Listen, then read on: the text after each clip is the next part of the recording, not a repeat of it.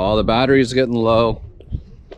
Hopefully there's enough battery left to get Lewis's first reaction to the car that he bought. So if you guys were wondering who bought the 1993 Cobra Theft Recovery, my good friend Lewis. So, all right, where's the shit box? You're looking at it. Ta-da! Oh my God.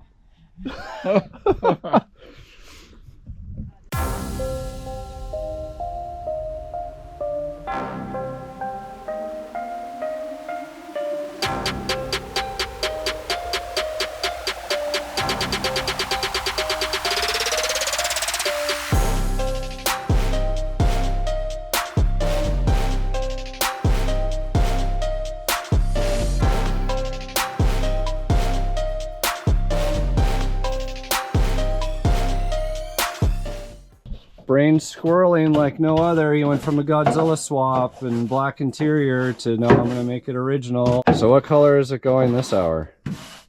It's going teal. I did find out. For sure? Yeah. For the record. Yep, it's going teal. There's already enough black ones. Is that your final answer? That is my final answer. Look, he's got his ass crack covered. Tuck his shirt in. So I don't burn my ass.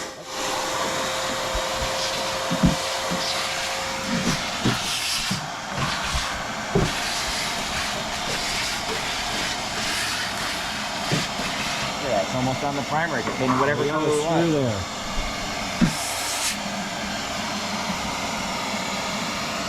Go. Is it nasty under there? No, just Oh, it's like new. like in primer. I'm gonna rip all that crap out of there. That's nice.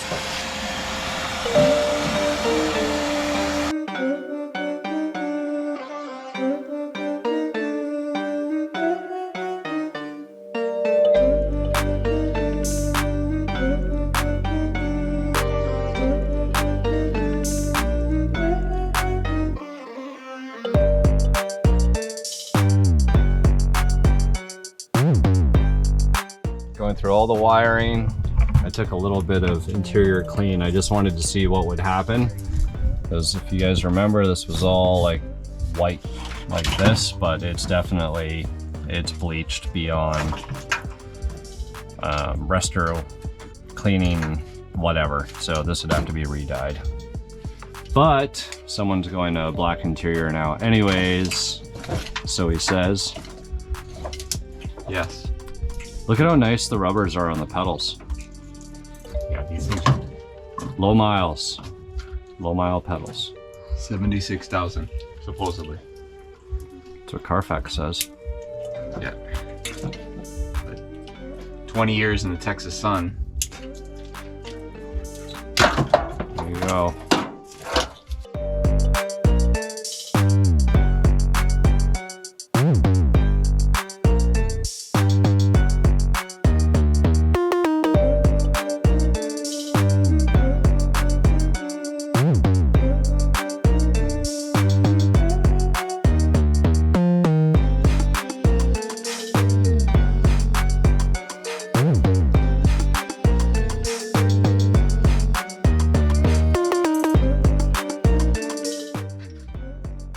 That's it. All right.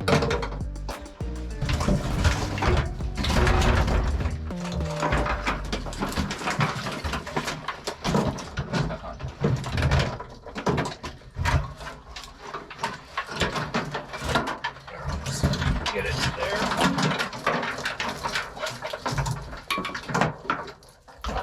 There we go.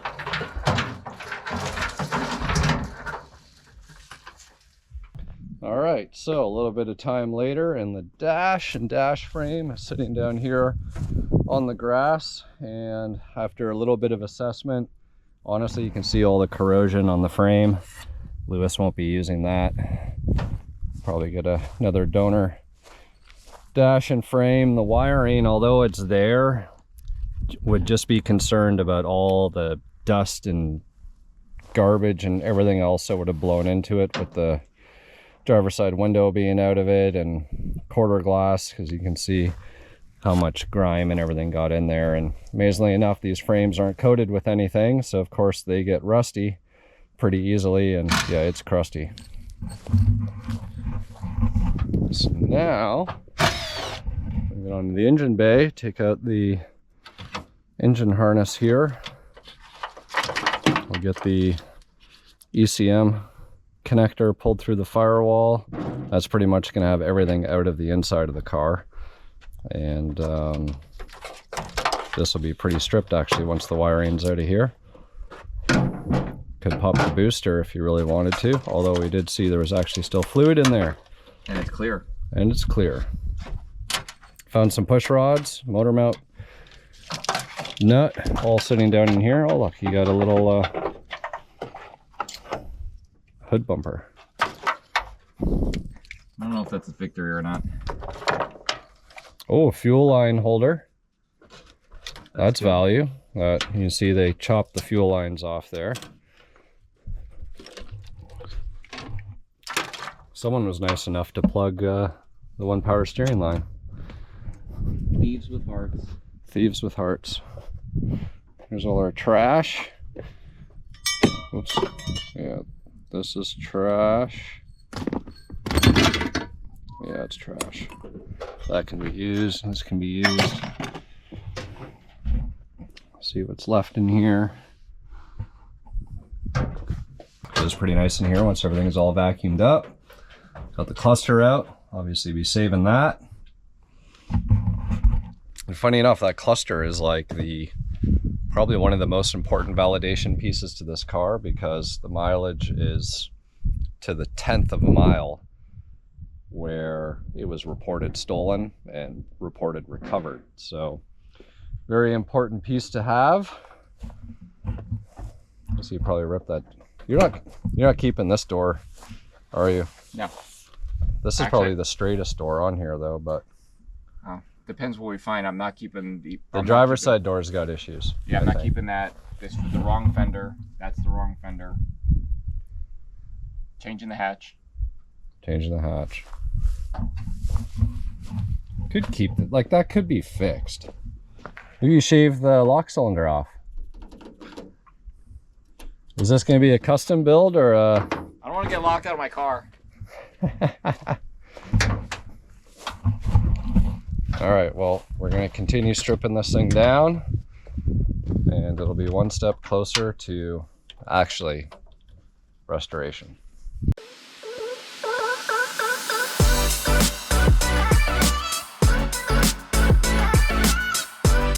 We gotta get the super clean in.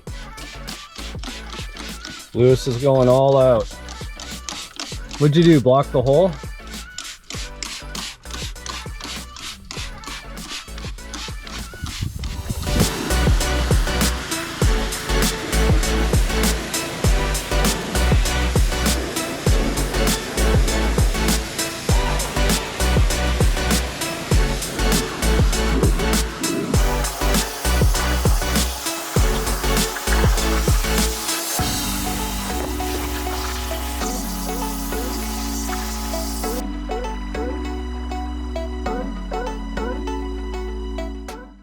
Clean.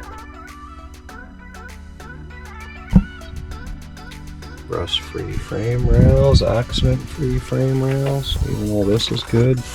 Normally there's bad batteries, and stickers look nice even.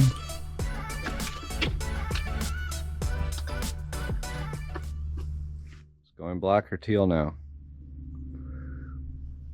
To be determined. Alright guys, so here we are. The man is walking back from storing his parts. Doesn't know what he needs, doesn't know what he's going to use, but the car actually looks better already in a really weird way, because it shouldn't look better, but it does. I think just it was so dirty. Vacuuming all that stuff out, getting the dash and the frame out. Just trying to simplify things. You can see how nice and clean all the floor pans and everything else are. So, you know what? Cobra or not a Cobra, this is actually still a really, really clean shell and a clean foundation to build off of. Still trying to decide whether to fix this Cobra hatch that's been pried open here or to swap it with the one I got sitting on the silver GT over there. But do got the Cobra wing. I think he's going to take this Cobra rear bumper off me. Already gave him this gas door. $500 for the gas door. And so generous.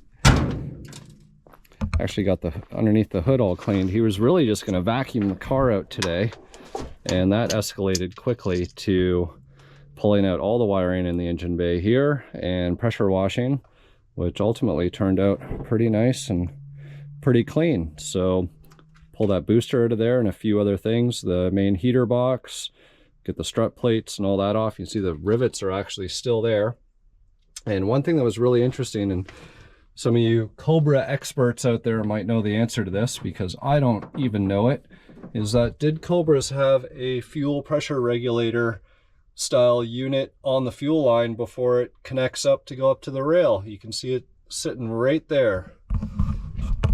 So if any of you guys know the answer to that question, actually maybe I'll take a picture of that real quick. I'll send it to Josh Kennedy. He'll probably have the answer.